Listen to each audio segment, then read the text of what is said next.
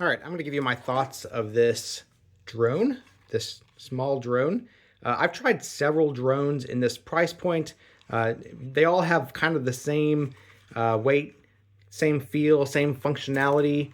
They fold their wings the same way. Like, a lot of these are a lot alike. But what sets these apart in terms of how they're different oftentimes is the controller and also the camera. So let me talk about both of these things real quick.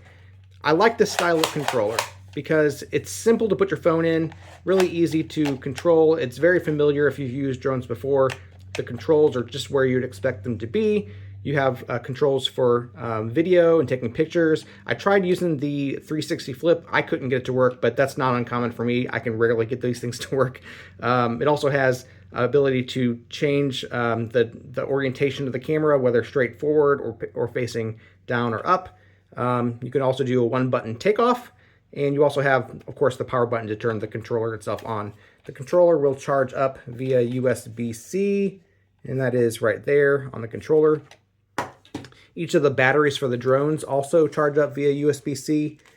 You have a battery right here in the back, and your USB-C there is on that spot right there. So it does come with 2 batteries, which is nice, although the batteries don't last very long, only about 5 to 10 minutes, and that's under really ideal conditions, not a lot of wind and not using video.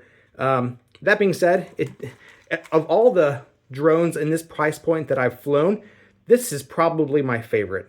And I say that for 2 reasons. One, it's really a lot easier to control than a lot of the drones that I've flown in this price point.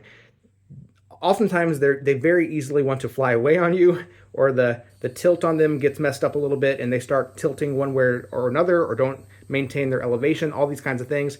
Now, I wouldn't say that this is completely void of any of that, but it was a lot easier to control it and keep it under control.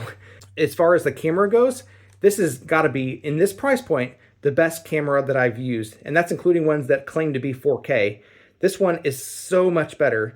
A lot of times the footage is just completely unusable and you can't really even see what's going on at all. This one, actually, you can tell, and I was impressed. I was genuinely impressed with how good the video quality was on this camera. Like, you could, whenever I was flying it close to me, you can tell it was me.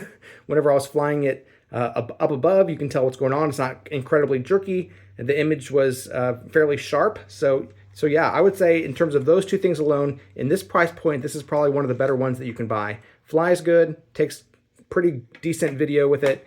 So yeah, for those reasons, if you're looking for a drone and don't want to spend a fortune on it, you might want to give this one a try. If you'd like to purchase it, there's a link in the description. We get a small commission and it would really help us out. Hey, my name's Chris, and with my wife Abby's help, we're on a quest to review literally everything. They tell me that I'm never gonna make it. They want me to do something that could make sense.